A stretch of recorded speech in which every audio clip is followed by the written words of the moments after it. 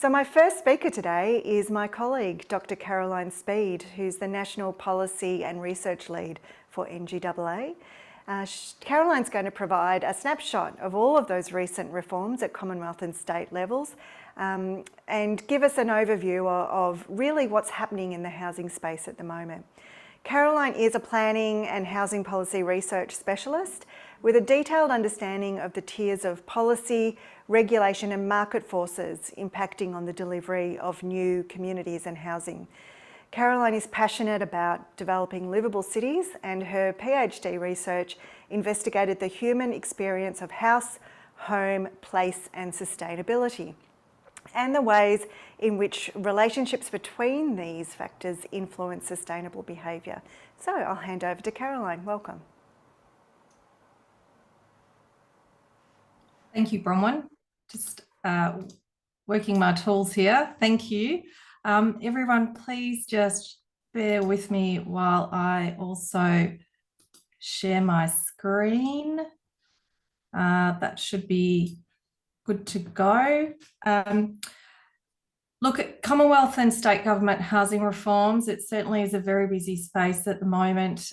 There's renewed interest at both the Commonwealth and state levels in urban policy, housing policy, and the frameworks that sit around this. Really all kicked off in earnest in October 2022 with the National Housing Accord. It was sought to address the supply of affordable housing. It included a landmark agreement aligning all the efforts of all levels of government, institutional investors and the construction sector, and included a range of immediate actions and future actions. These include a national target to build 1 million new well-located homes over 5 years. This was increased to 1.2 million by National Cabinet in August 2023.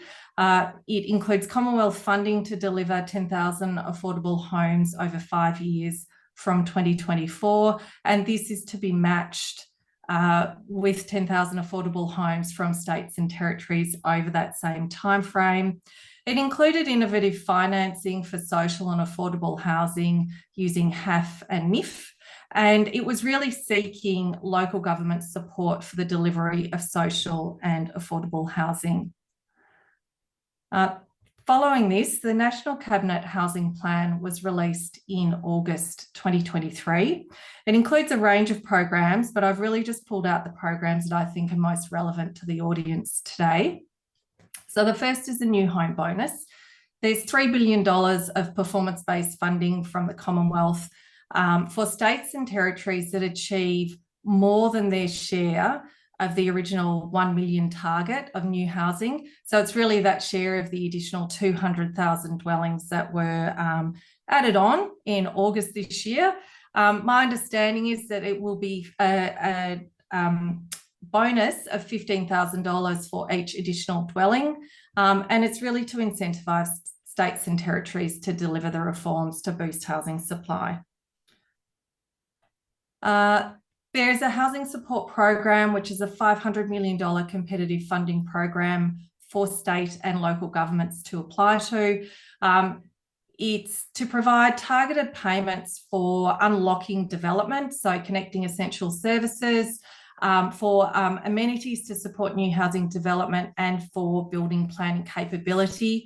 It does seem quite similar to a program that was previously run by the Commonwealth with the critical infrastructure program. So hopefully this one is more user-friendly for local government. The housing plan also included a planning reform blueprint, which was quite lengthy. Within that blueprint, incentives to update new housing supply targets for regions, reforms for planning, zoning and land release, for streamlining approval pathways, ministerial call-in powers, reforms to support the delivery of social and affordable housing, to facilitate faster development approvals, They're asking states and territories to consider the phased introduction of inclusionary zoning. And then the remainder of those reforms really relate to construction processes and quality. The Housing Australia Future Fund, the bill received assent in September 2023. It includes a $10 billion fund, and the returns on this fund provide funding for 30,000 social and affordable houses over 5 years. There is an additional $1 billion for the National Housing Infrastructure Facility to support new homes. And as part of this process, NIFIC was rebranded to Housing Australia. In amongst all of this, the Commonwealth Government ran a consultation process on the National Housing and Homelessness Plan issues paper.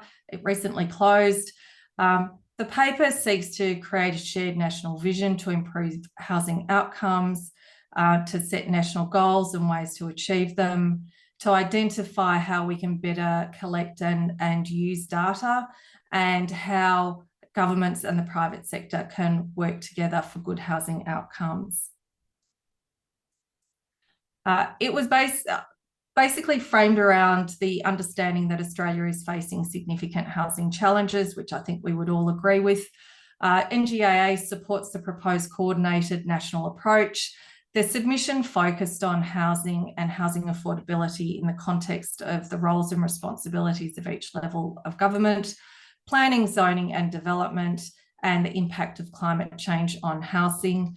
Just to give you a quick snapshot, some of the recommendations included strengthening the current voluntary approach to delivering affordable housing in new greenfield developments, to consider inclusionary zoning, to consider infrastructure contributions that recognise social and affordable housing as infrastructure, and implementing better coordination between all levels of government, so that housing policy, planning policy and infrastructure funding and delivery are all aligned.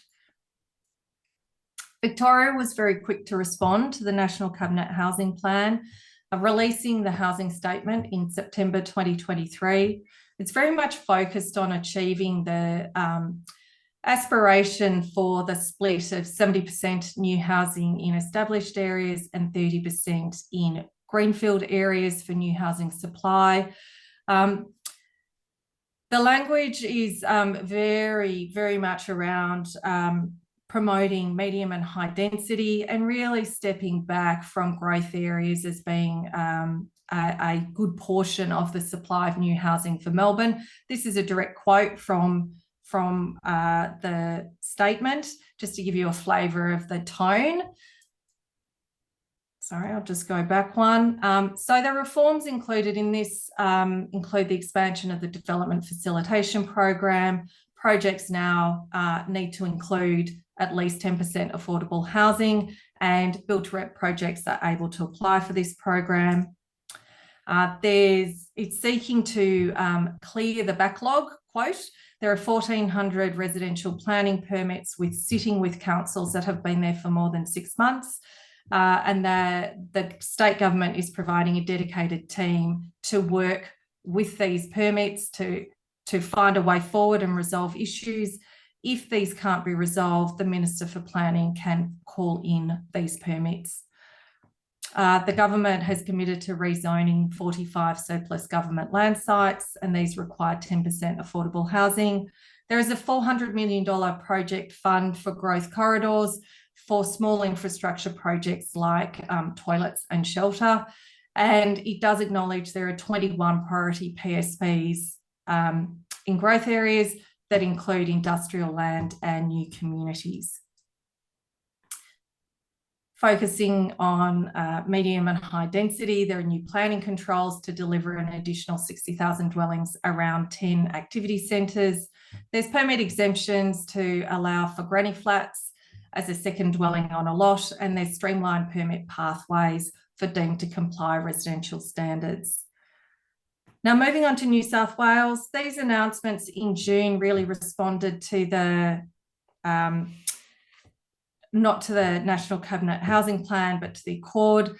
There's investment in social housing. There's a renewed focus on the state significant development approval pathway. There's incentives for developers to deliver affordable housing and more reforms to encourage medium density. So you can already see the themes that are coming through here. So the new planning laws to expand the state significant development approval pathway for the private sector. The projects now must include affordable housing. For state government authorities, the threshold is lower, and for Landcom, if the project includes at least 50% affordable housing, it's eligible. Again, the focus and the language around this is on building more social and affordable housing, homes faster and closer to jobs.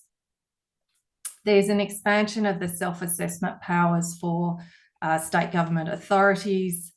And again, focusing on medium density, there's reduced minimum lot sizes, and this is for state government authorities, but also for community housing providers and Aboriginal community housing providers.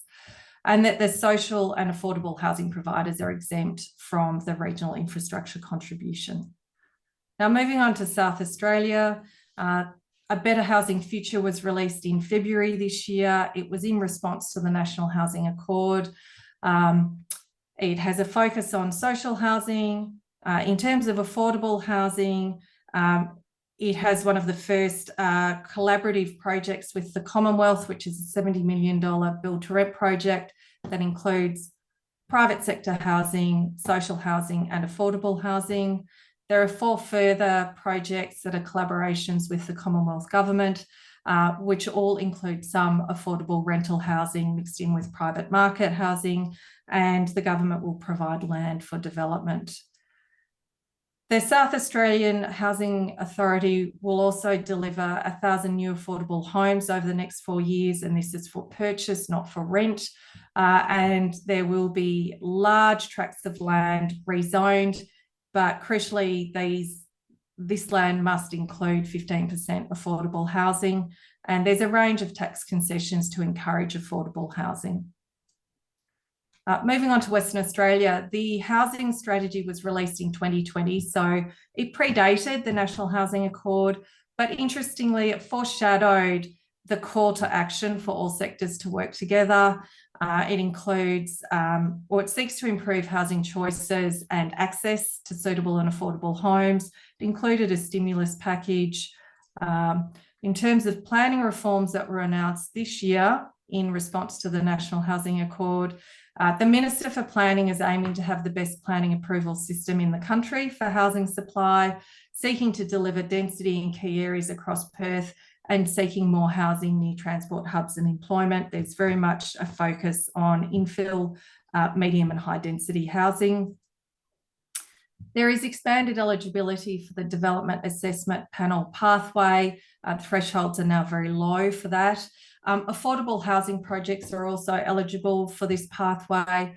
And in terms of additional planning reforms, there is a new medium density code that was announced, but that this has been put on hold in August this year due to developer feedback about cost, green space and reduced energy consumption. Moving to Queensland, the Planning Reform Bill released in October 2023 includes a range of proposed reforms to stimulate housing delivery. These include the Minister for Planning has the ability to acquire land to unlock development fronts by delivering critical infrastructure. There is a new assessment pathway for state priority development, similar to New South Wales, and Victoria. And there is a new urban investigation zone for growth areas so councils can better manage development. So what does all of this mean for NGAA and its members? Well, there are some positives in this, in that there is renewed interest in urban policy, housing and planning outcomes. There was the establishment of the Urban Policy Forum, and Bronwyn and NGAA are a member of this, which is terrific. There is a Commonwealth commitment to develop a national urban policy and a national housing and homelessness plan. And as part of all of this, there is a lot more consultation going on with local government and state government with the Commonwealth. I do think there are some risks, though, that this very strong focus on new housing supply in established areas through medium and high density housing is based on a belief that there'll be no infrastructure costs to support infill development, or at least very minimal infrastructure costs. In my experience, this hasn't been the case, and that in fact some of that infrastructure will need to be retrofitted, which can be more costly than delivering new infrastructure to growth areas. Consequently, there'll be less new housing in growth areas and a lower infrastructure costs for these areas. However, this does ignore the fact that there is strong demand and consumer choice for housing in growth areas, and Infrastructure Victoria released a report, Our Housing Choices, this year that showed that. That's really what's driving demand in growth areas in Victoria, is consumer choice for large detached houses, and that there is already an existing deficit of infrastructure provision in growth areas, which requires funding to be allocated to just catch up. So I do have a concern around how that deficit will be handled, given this reframing of new housing being in infill areas, and therefore the infrastructure spend for housing should be lower. Thank you, and feel free to reach out if you'd like to delve into any of these issues in more detail.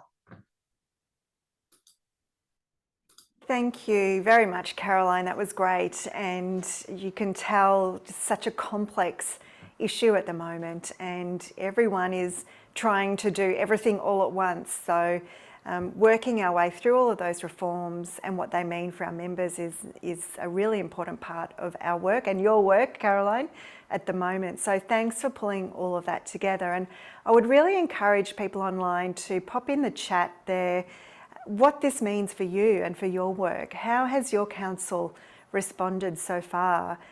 What are the risks that you've identified? Or if you're not in local government, how is it impacting your work? Where do you see all of these reforms taking you?